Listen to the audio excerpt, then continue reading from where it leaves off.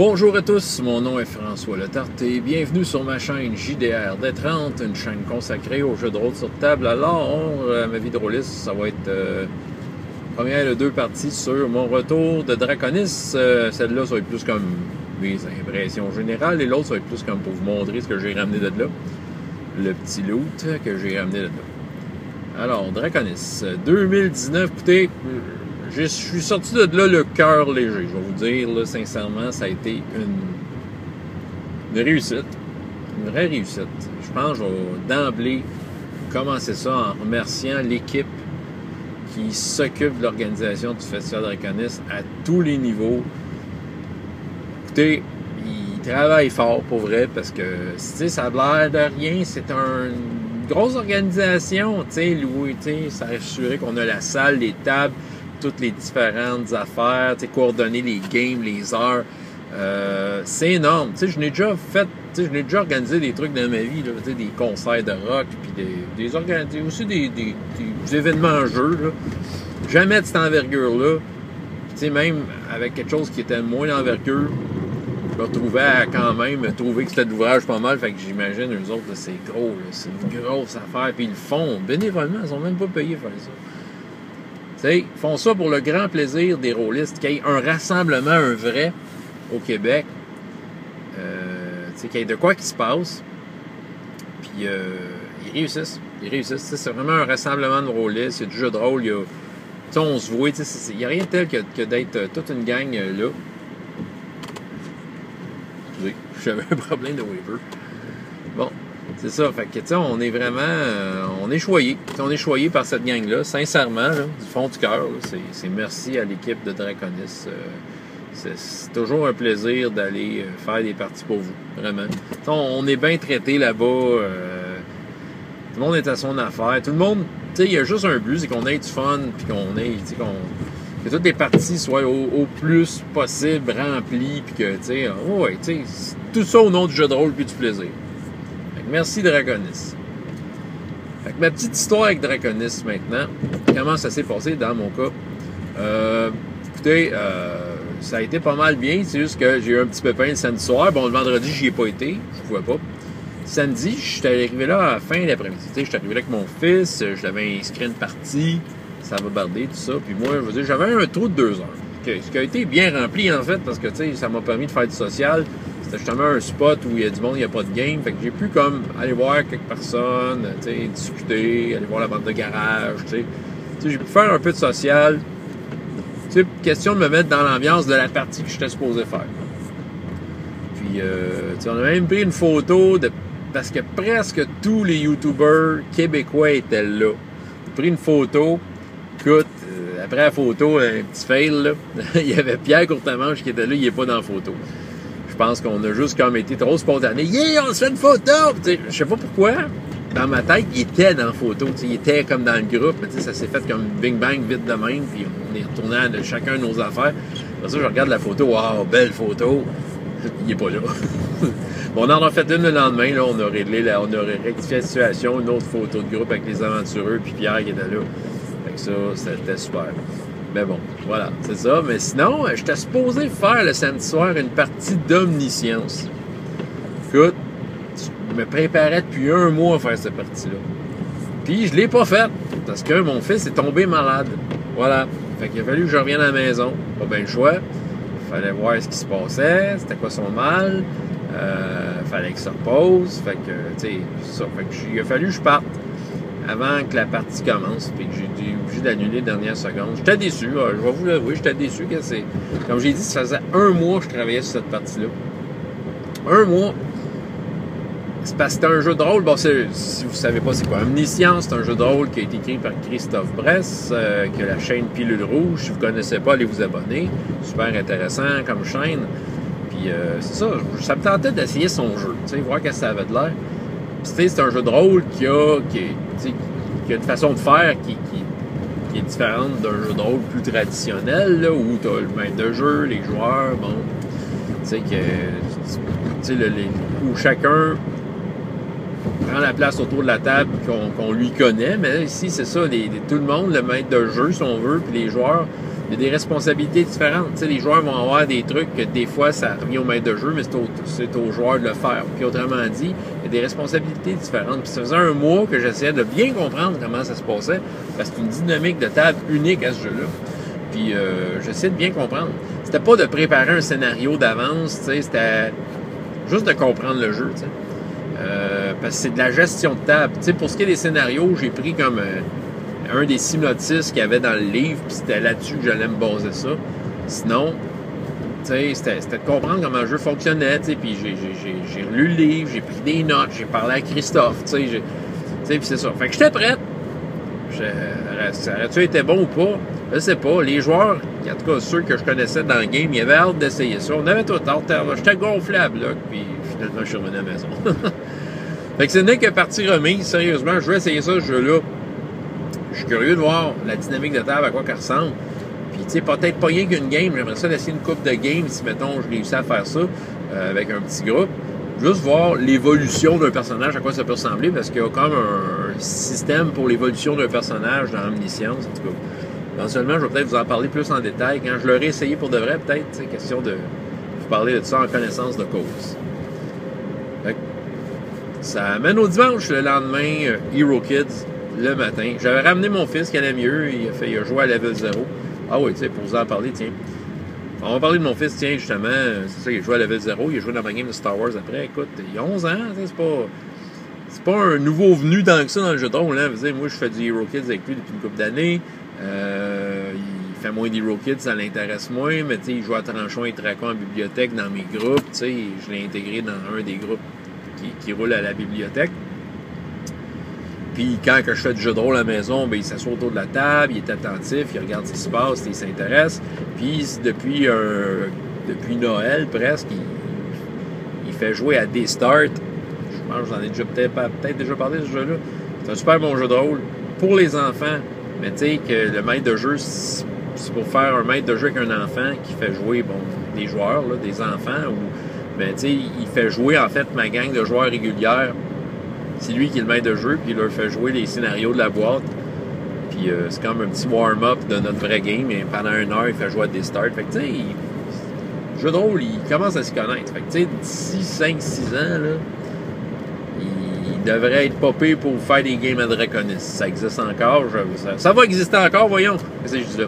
C'est sûr qu'il va y avoir un festival. Fait que c'est ça. Ça va être un futur rôliste en puissance. Lui, il s'est pas mal amusé. Moi, c'est ça, Hero Kids. Le matin, écoute, c'était un vrai charme. J'ai eu du plaisir à runner j'ai fait 2 tablés qui étaient presque identiques. Là. Il y a eu comme des petits changements de joueurs entre les deux. Là. Mais j'ai fait 2 tablés et ça a super bien été. Je veux dire. Les Hero Kids, je peux comme pas passer à côté de le faire. T'sais, on dirait que là, si je vais dans un festival, il faut que j'amène un jeu de rôle pour enfants. Il y a des enfants, ils veulent essayer ça. Hero Kids, pour moi, c'est mon outil préféré pour faire ça. Puis, sérieusement,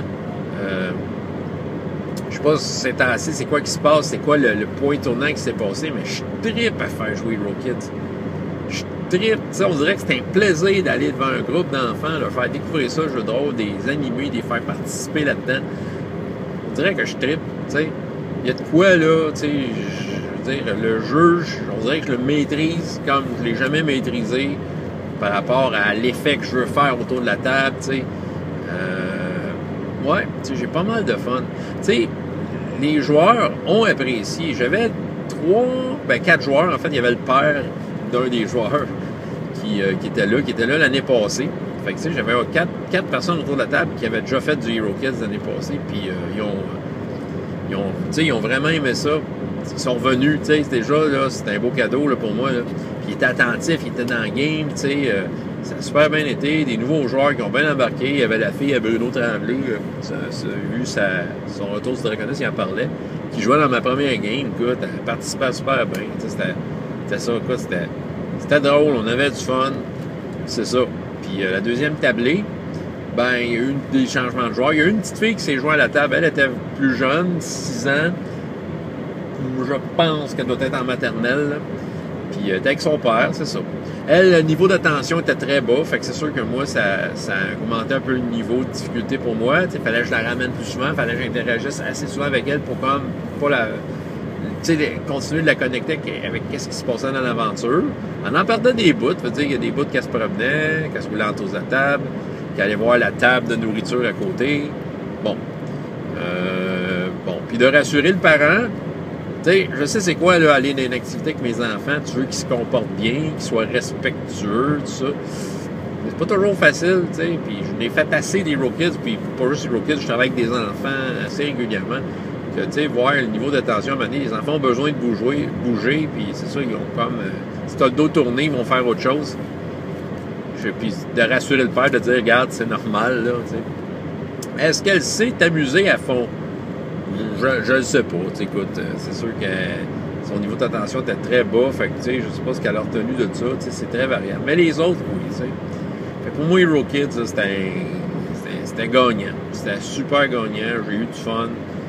C'était un vrai charme. Tu sais, il y a de quoi, là. Nous autres, là, les vieux rôlistes, là, on est-tu blasés un peu, là? Tu sais, je te propose à toi, là, un donjon avec 3-4 squelettes dedans, là, tu vas-tu trouver ça plate, rien qu'un peu, tu sais? Ben oui, parce qu'on est rendu là, on est chialeux.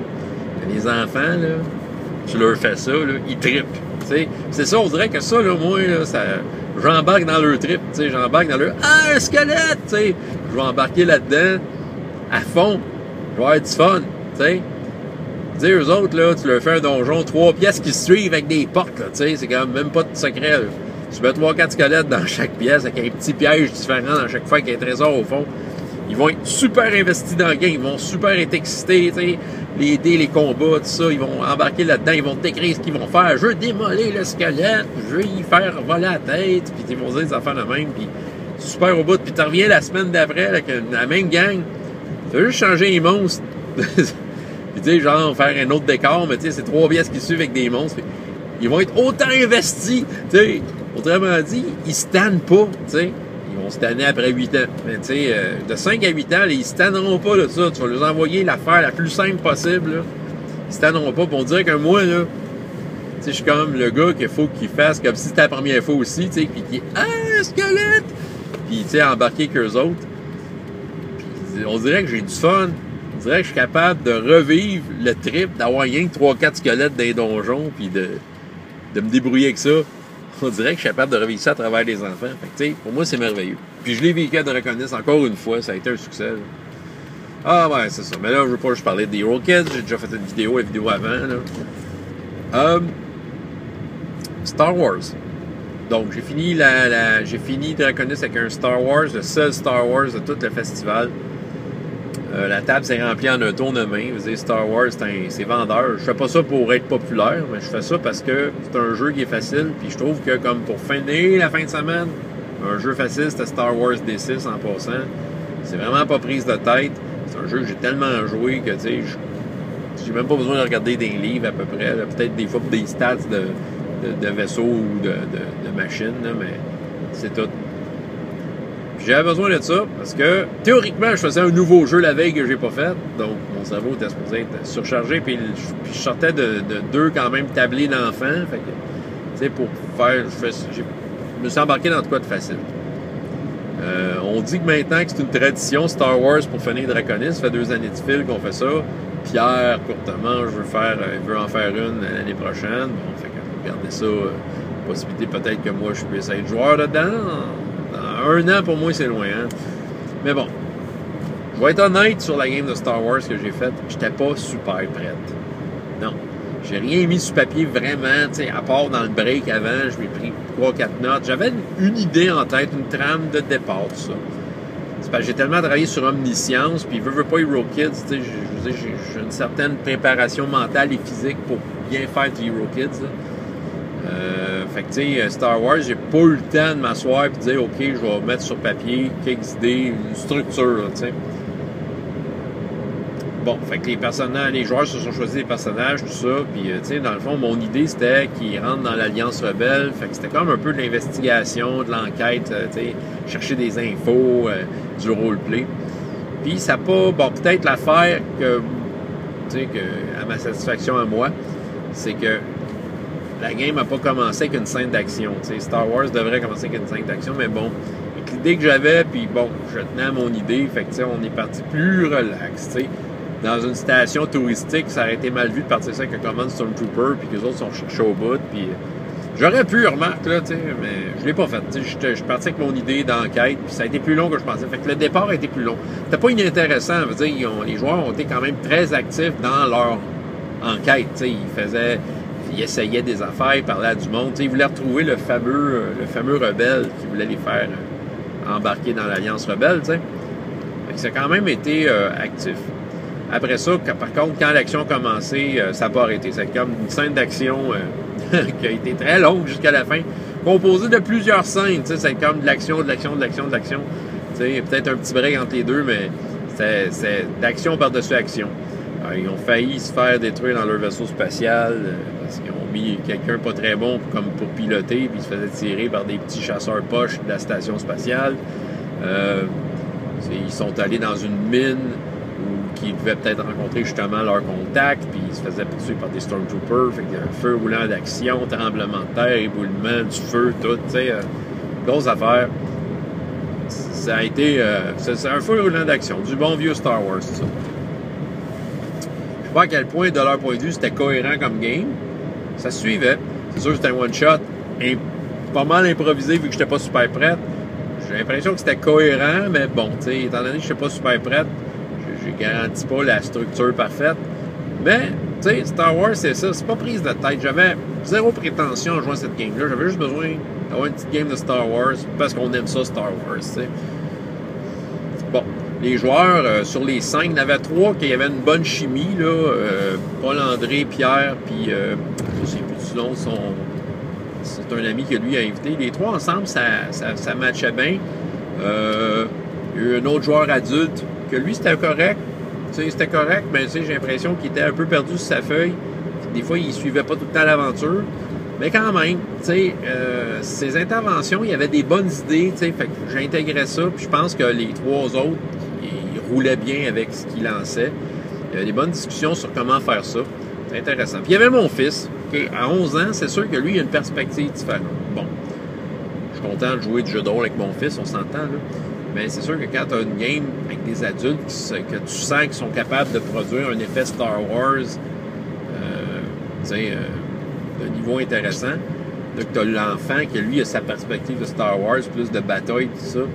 C'est sûr que quand les adultes faisaient le groupe, la gang plus adulte, avec leur personnage faisait des plans, c'était pas mal lui qui scrapait parce que il arrivait d'une place, puis, tu sais, impulsivement, il fonçait dans le tas, tu sais, puis c'était comme pas ça le plan, puis c'est ça. Fait que ça pouvait mettre le groupe dans le trouble. Fait que moi, il fallait, c'est sûr que ça me demandait un peu plus en tant que maître de jeu pour niveler ça, tu sais, parce que ça demande de pas y dire non, peut-être dire des fois, c'est vraiment une bonne idée, mais tu sais, c'est ça, mais tu sais, mettons que bon, il fait sa petite connerie, là, ça met le groupe en péril.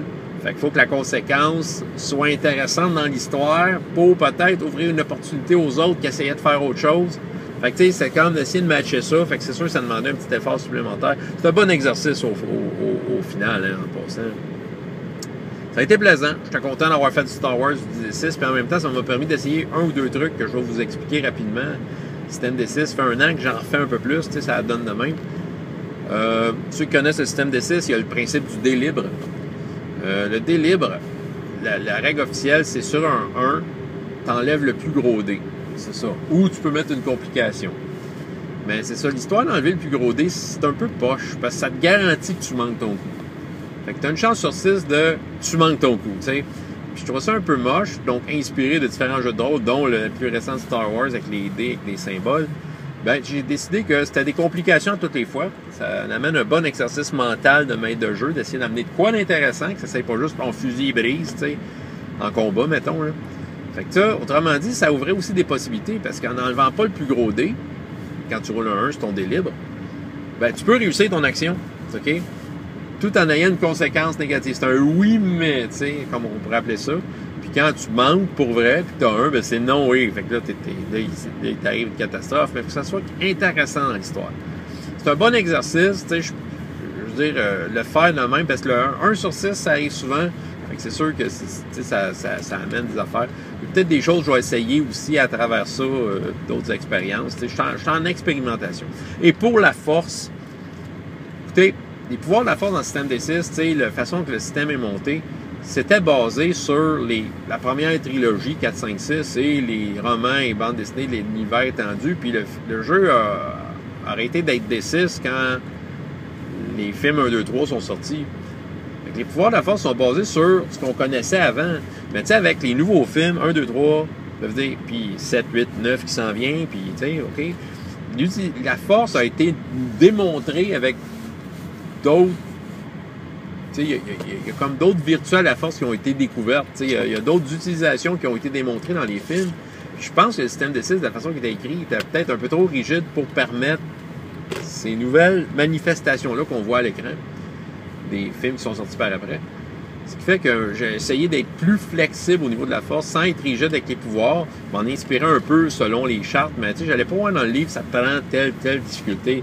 Je pars sur le principe de système de 6 de base, j'ai établi une difficulté, tu roules, fait que tu comprends c'est quoi contrôle, altération, sens, qu'est-ce que tu en fais, c'est quoi l'utilisation que tu en fais, puis je sais pas à quel point c'était parfait, mais j'étais à l'aise avec cette façon de faire-là, c'était comme plus libre, c'était plus créatif, tu pouvais comme justement reproduire peut-être des trucs de la force que tu pouvais voir dans les films, peut-être plus facilement, parce que dans les films, on nous surprend avec plein de sortes d'utilisations de la force qu'on n'avait pas vu avant, fait que tu sais, je trouve que ça permet peut-être d'aller chercher ça. En tout cas, moi, j'ai eu du plaisir à l'essayer. Ça va être à réessayer, évidemment.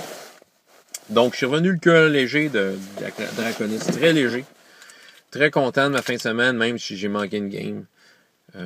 J'ai déjà hâte à l'année prochaine. De toute façon, en attendant, je vous le dis tout de suite, je vais au festival Geek It à Montréal, 6-7 avril, pour Draconis. Ils m'ont demandé de leur aide. Oh, il fait noir, hein? Ils m'ont demandé leur aide. Fait que je vais aller là avec Hero Kids, Star Wars. Je vais avec mes valeurs sûres. Et je vais peut-être faire le génétique parce que c'est la même journée. Fait que je vais peut-être être capable de faire les deux. Je vais voir mon emploi du temps précis de cette fin de semaine-là. Il n'est pas encore établi. Mais le Geek It, ça c'est sûr. Ça vous tente de venir en tout cas. Informez-vous. Je vais vous en reparler peut-être. François Letarte, JDR D30. Et jusqu'à la prochaine fois, ayez autant de plaisir dans la vie que dans les jeux. Au revoir.